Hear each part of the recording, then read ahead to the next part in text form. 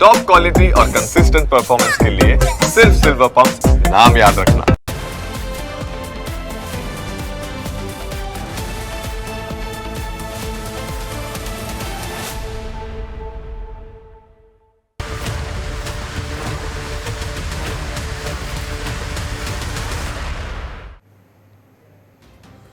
વાત હવે બે પાક્કા ભાઈબંધોની જેમણે દુઃખ અને સુખમાં એકબીજાનો સાથ આપ્યો.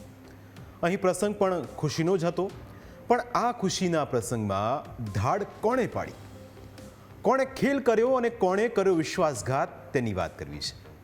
આ કહાણી અમદાવાદના દરિયાપુરની છે, જ્યાં નીરવ અને શ્રેય જે બંને પાક્કા મિત્રો હતા, સુખ દુઃખની ઘડીમાં સાથે રહે અને તેમાંથી નીરવે પોતાનું નવું મકાન ખરીદ્યું હતું. ઘર નવું હોય એટલે એનું વાસ્તુ પૂજન પણ કરવાનું હોય અને નીરવની આ હરખની ઘડીમાં જીગરજાન મિત્ર શ્રેયને પણ આમંત્રણ આપવામાં આવ્યું. કોઈ કારણસર શ્રેય પહોંચી ન શક્યો, જેનું નીરવને ભારે દુઃખ પણ થયું. 2 દિવસ નવા ઘરે રહ્યા બાદ નીરવ તેના જૂના ઘરે પરત ફરે છે. ઘરે આવતા જ ખબર પડી કે કશું અમંગળ થયું છે. દરવાજાનું લોક તૂટેલું હતું, બારી ખુલ્લી હતી અને આ જોઈને નીરવને ફાળ પડી, કારણ કે મહેનતના 12 લાખ રોકડા ઘરે છુપાવીને રાખ્યા હતા કે ક્યારેક કામ આવી શકે. નવા મકાન માટે એનો ઉપયોગ કરવાનો હતો, નાના મોટા ખર્ચા તેમાંથી કાઢવાના હતા. નવું મકાન હજુ બન્યું ન હતું એટલે જૂના મકાનમાં જ્યાં પરિવાર રહેતો હતો ત્યાં જ પૈસા રાખવા એને સુરક્ષિત લાગ્યા. પણ એના કરતાં વધારે વિપરીત સ્થિતિ અહીં જોવા મળી. ઘરની બીજી જગ્યાઓ જોયું તો અંદાજ આવ્યો કે પત્નીના સોના ચાંદીના દાગીના પણ ન હતા. ભારે હૃદયે નીરવ પોલીસ સ્ટેશન પહોંચ્યો અને ફરિયાદ લખાવી. પોલીસે તુરંત કાર્યવાહી પણ આરંભી. પોલીસે નીરવના ઘર સુધી જતા સીસીટીવી ચેક કર્યા. એક કેમેરામાં એક વ્યક્તિ દેખાયો જે સંદિગ્ધ હતો. એના ટી શર્ટ અને બાઇકના આધારે ઓળખ કરવામાં આવી. પોલીસ આરોપીના ઘર સુધી પહોંચી અને આરોપીને ઉઠાવી લાવી. પોલીસ સ્ટેશનથી એક ફોન નીરવને ગયો. સામેથી પોલીસ કર્મીએ કહ્યું કે નીરવભાઈ, તમે પોલીસ સ્ટેશન પહોંચી જાઓ, આરોપી પકડાઈ ગયો છે. નીરવ માટે આરોપી કરતાં ચોરાયેલા રૂપિયા મહત્વના હતા, કારણ કે એ જિંદગીભરની કમાણી હતી. નીરવ પોલીસ કર્મીની પૂછવા ગયો કે આરોપી પાસેથી પૈસા મળ્યા. એટલામાં સામેથી ફોન મૂકી દેવાયો. પણ પછી શું થયું? સવાલો અનેક હતા અને જે જવાબ મળવાનો હતો તે તેના કરતાં પણ વધારે ઘાતક હતો. ઘાતક એટલા માટે હતો કારણ કે અહીં સંબંધો હતા. એકબીજા પરના વિશ્વાસ માટે આ સંબંધ પણ એટલો જ ઘાતક હતો. નીરવ હાંફતો હાંફતો પોલીસ સ્ટેશન પહોંચ્યો અને એકી શ્વાસે પોલીસ કર્મીને પૂછી લીધું, સાહેબ, મારા પૈસા મળ્યા? પોલીસ કર્મીના ચહેરાના સ્મિતને નીરવ પારખી ગયો. પોલીસે કહ્યું કે જી હા, બધા પૈસા અને જવેરાત પાછા મળી ગયા છે. પોલીસ કર્મીની આ વાત સાંભળી નીરવ ભાવુક થઈ ગયો. 2 હાથથી આભારની મુદ્રા બતાવતા આંખોના ખૂણા ભીના થઈ ગયા.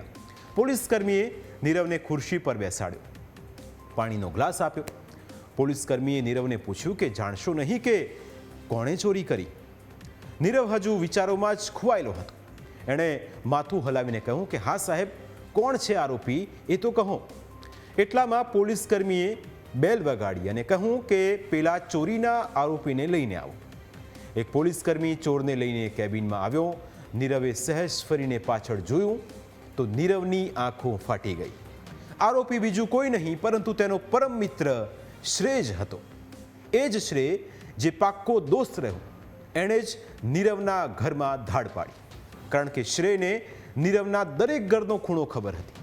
તિજોરી ક્યાં છે અને નીરવ રૂપિયા ક્યાં મૂકે છે એની પણ ખબર શ્રેયને હતી. અને એટલે જ શ્રેયને સફળતા પણ મળી. નીરવને હવે એક વાત નજર સામે આવતી હતી. નીરવને હતું કે મારા દરેક પ્રસંગમાં સાથે રહેનાર શ્રેય નવા ઘરના વાસ્તુમાં એટલા માટે ન આવ્યો કારણ કે તેને મારા રૂપિયા પર તેની નજર હતી. શ્રેય વાસ્તુમાં નહોતો આવ્યો કારણ કે શ્રેય તેના પાક્કા મિત્ર નીરવને ત્યાં જ ચોરી કરવાનો પ્લાન બનાવી ચૂક્યો હતો. શ્રેય છેલ્લા 6 મહિનાથી બેકાર હતો. દેવું વધી ગયું હતું. નવા ઘરના વાસ્તુને લઈ નીરવને ત્યાં તૈયારીઓ ચાલી રહી હતી. તેનો અંદાજો શ્રેયને હતો અને એટલે જ તેણે આ પ્લાન પણ બનાવ્યો. નીરવે મકાન સંદર્ભે અને પૈસા સંદર્ભે કેટલીક વાતો શ્રેય સાથે કરી પણ હતી. શ્રેયને અંદાજ હતો કે ચોરી કરીશ તો ખાલી હાથે તો પાછો નહીં જાઉં, એટલે એણે વાસ્તુમાં જવાની અસમર્થતા બતાવી અને આખરે તેનો ભાંડો ફૂટી ગયો અને શ્રેય પોલીસના સકંજામાં આવી ગયો.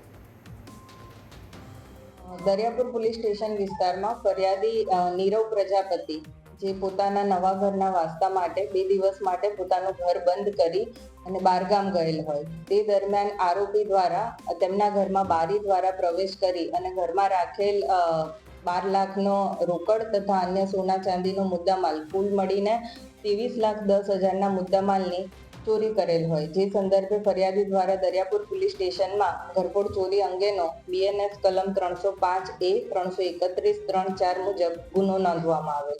ત્યારબાદ દરિયાપુર પોલીસ સ્ટેશનના સર્વેલન્સ સ્ક્વોડ તથા સ્થાનિક સ્ટાફ દ્વારા આસપાસના વિસ્તારના CCTV કેમેરા તથા ટેકનિકલ સર્વેલન્સના આધારે એનાલિસિસ કરી આ આરોપીની ઓળખ કરવામાં આવેલ અને આરોપી શ્રી જીતેન્દ્ર પંચાલની ગઈકાલે ધરપકડ કરવામાં આવેલ અને તેના વિરુદ્ધ કાયદેસરની કાર્યવાહી હાલ હાથ ધરવામાં આવેલ છે. શ્રેય જે કર્યું તે નીરવ માટે ઘાતક હતું, કારણ કે નીરવે શ્રેયને સગા ભાઈ કરતાં પણ વધારે માન્યો હતો, તેના પર ભરોસો કરતો હતો, પણ શ્રેય ભરોસાને તોડી દીધો. પોલીસે શ્રેય પાસેથી મુદ્દામાલ તો જપ્ત કર્યો છે, પણ નીરવનો જે ભરોસો ગુમાવ્યો છે તે ક્યારે હવે રિકવર નહીં થાય.